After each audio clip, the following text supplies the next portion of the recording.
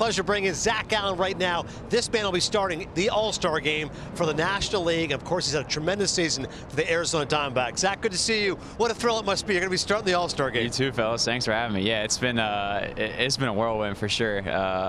Since I think I found out Thursday morning, so I kind of had to keep it under wraps. But yeah, it's awesome. It's an incredible honor. I gotta say, like, I feel like we should have been talking to you here last year, or like you should have 2 or 3 All-Star games under your belt. When I saw this was your first All-Star game, it kind of threw me off. Does getting the start almost make up for that a little bit for you, or not at all? I think so. I joked this morning. I was like, I'm how much better could it get, really? But like you said, I felt like I was really close the last couple of years. Just, you know, for whatever reason, didn't make it. So I think this made up for it for sure. Like I said, it's an honor. So I'm just pumped. It's you know, I've worked hard, so I'm glad that, you know, finally, you know, something like this is happening. You know the history of this game, but you know you're the 3rd D-backs to start an All-Star game. Kershaw, Randy Johnson. What does that mean to you as well to be on that list? Yeah, I mean those are 2. You know, that RJ's the greatest, and then, you know, Schilling's right there. You know, so it's just to be mentioned in that company for me is humbling for sure.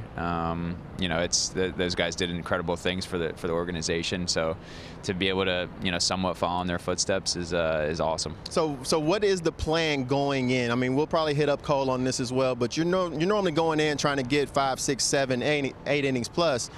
When you're starting and you're coming out, you 1 or 2 innings, does the approach change facing these guys? No, I don't think so. I think I'm just trying to go out there. I'm gonna game plan just like it's a normal game. Go through my routine. That's kind of the thing I joked about. You know, last couple of days I'll be able to stay in my routine, start and stuff like that. But yeah, I'm gonna go out there and try and, you know, give up, you know, scoreless innings, see what happens. It was a short bus ride, I'm assuming, to the stadium, but I think for me that was one of the things, CY, that I really enjoyed, being in that bus with all these guys, walking into that bus. Who am I sitting next to? Who's in front of me? Who's behind me?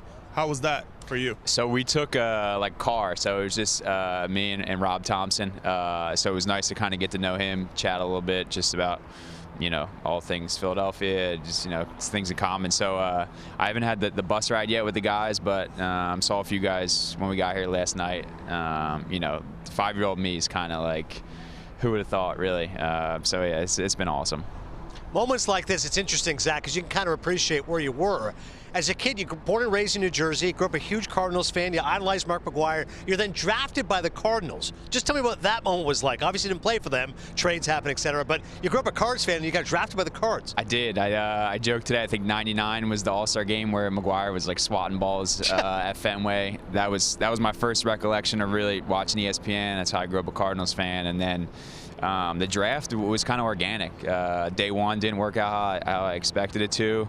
Last pick in the 3rd round, we're watching the broadcast on, you know, on the computer or whatever, and, you know, we hear my name. My whole family kind of just was like, we didn't expect it. So I was appreciative that it happened that way, because it was organic, it was natural, it was a lot of fun. I think of Mark McGwire. Everybody has a Mark McGwire memory. I think of Mark McGwire at Chase Field, the windows open, home run derby, him and Sammy Sosa going back-to-back, hitting balls out the windows. But with the D-backs, I want to talk about the team just a little bit. How much different is the energy walking on the mound when you have the guys right there in the heat of trying to go after that NL West right now? Yeah, it's a great energy. It's a lot different than in the last couple of years. We've struggled, but I think the thing that helps is that these guys grew up together.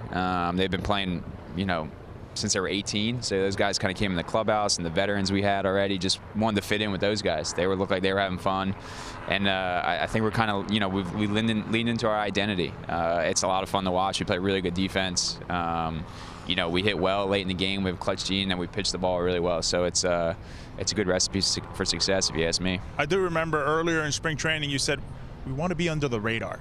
Well, you guys aren't under the radar right now. But speaking of that, who's one of those guys as a pitcher that you kind of want to get to know a little bit and see what or how they are successfully? Yeah, I think the big one for me is Kershaw. I would imagine, just like everybody else. It's a guy that, you know, I grew up watching, idolizing. You know, see him in the division every so often.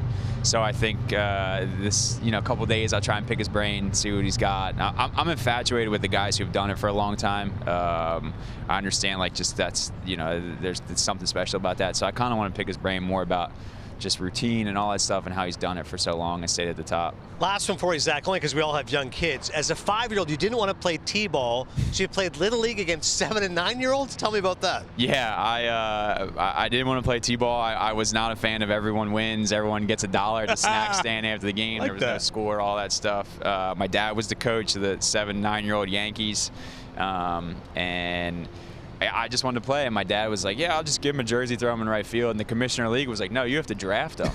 So my dad was like, wait, what? They have to draft him? My brother was like, no, take him. Take him in the 3rd round. It'll be the best 3rd round pick you take. He's like, because next year you have to take him in the 1st round. My dad was like, yeah, I guess you got a point. So he got me, and then he got another kid on our team, Danny Baldino, kind of started this whole, my dad like created this dynasty. It was kind of wild, but yeah, it's fond memories going back to Summerdale. That's awesome. Dynasty of 7- and 9-year-olds. Danny Baldino, that'll be the big takeaway for me. Zac Gallen, 11-3, 3.04 ERA, and most importantly, the starter in the National League in the All-Star game. Congrats, man. Well This is deserved. awesome. Thanks, guys. I appreciate it.